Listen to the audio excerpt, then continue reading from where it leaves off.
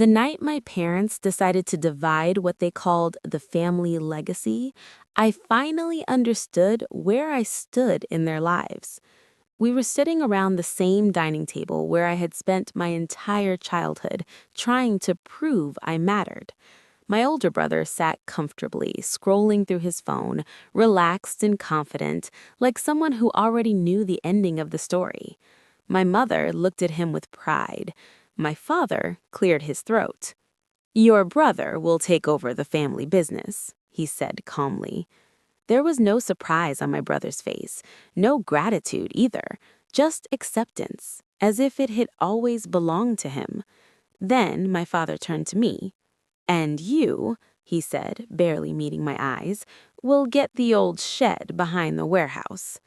For a moment, I thought I misheard him. "The shed?" I asked. "The one with the broken doors and the leaking roof?" My mother waved her hand dismissively. "It's space. You always say you want to build something on your own." My brother laughed. "At least you'll have somewhere to sleep, if it doesn't collapse first." They laughed together. I didn't.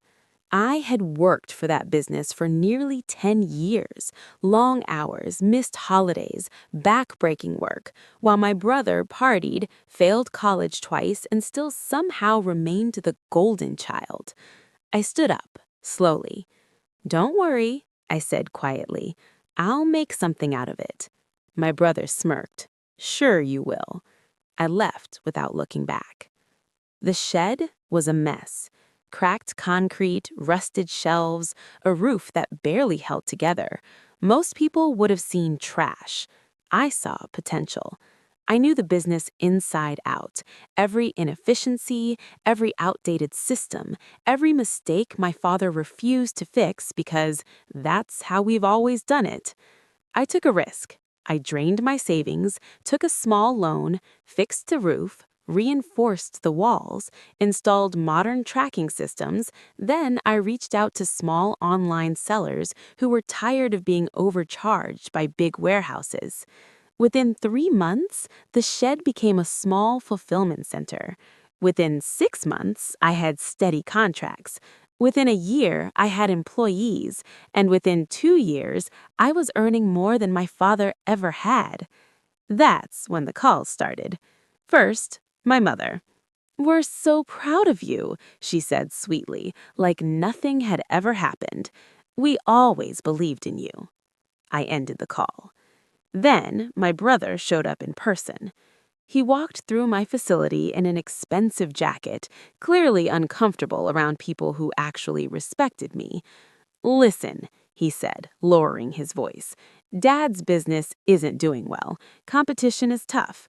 We were thinking, maybe, a partnership." I laughed. "A partnership? After you laughed at me?" He frowned. "Don't be bitter. We're family." I looked him straight in the eye. "Family doesn't give scraps and call it opportunity." I said no. That's when things turned ugly. Fake online reviews, anonymous complaints, surprise inspections. I knew exactly who was behind it. Instead of panicking, I doubled down. Every permit, every license, everything airtight. I expanded, bought more space, hired lawyers, grew faster than ever. And then the final blow came. My father's business collapsed. Debt, lawsuits, bankruptcy.